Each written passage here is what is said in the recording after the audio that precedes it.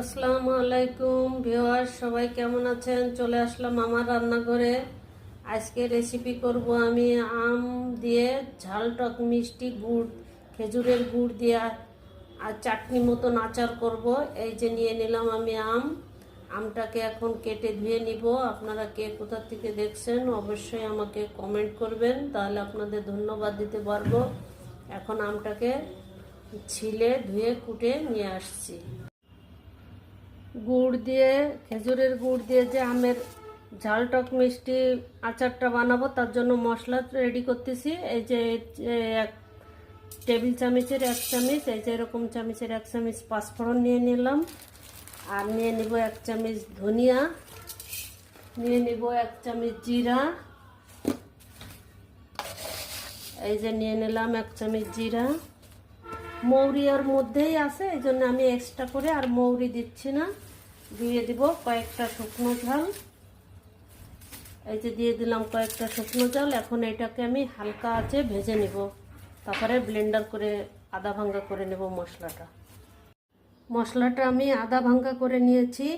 এই আমের আচারের মশলা মিহি করতে হয় না, আধা ভাঙ্গা করে নিয়েছি। খাওয়ার সময় দাঁতের নিচে এক একটা পড়বে, এক এক রকম ফ্লেভার আসবে, খেতে অনেক স্বাদ হবে। আমি এই জন্য আধা ভাঙ্গা করে নিয়েছি। এই যে আমের আচার করার জন্য এই যে আমি কড়াই নিয়ে নিলাম। কড়াইতে হচ্ছে আমি এই যে অল্প পরিমাণে একটু পানি দিয়ে দিলাম। এখন এটাতে আমি দিয়ে দেব গুড়, খেজুরের দানাদার গুড়। আমি আজকের আচারটা করব গুড় দিয়ে। এই যে দিয়ে দিলাম গুড়। আমি একে একে আমার যতটুকু লাগবে এভাবে উঠিয়ে নিচ্ছি। খেজুরের গুড় একদম হচ্ছে, এই দেখুন 9 কেজি গুড় এখানে আমি নেব। দানা পড়ে একদম শক্ত হয়ে গেছে। আপনারা কে কোথা থেকে দেখছেন অবশ্যই আমাকে কমেন্ট করবেন, আপনাদের ধন্যবাদ দিতে পারবো। আমার পেজটাতে লাইক ফলো দিয়ে আমার পাশেই থাকবেন, আমার চ্যানেলটাকে একটু সাবস্ক্রাইব করে দিবেন, এভাবেই আমাকে সাপোর্ট দিবেন। আমার ভিডিওগুলো আপনাদের ভালো লাগে কি খারাপ লাগে অবশ্যই কমেন্টে জানাবেন।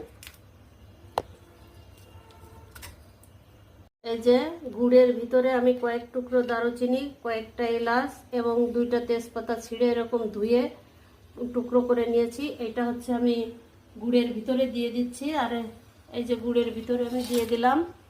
আর এই যে আমটাকে আমি ছিলে কেটে এইভাবে ধুয়ে নিয়েছি। এই যে এরকম পিস করেছি, এরকম অনেক বড় এরকম পিস করেছি। আপনাদের যেমন খুশি তেমন করতে পারে।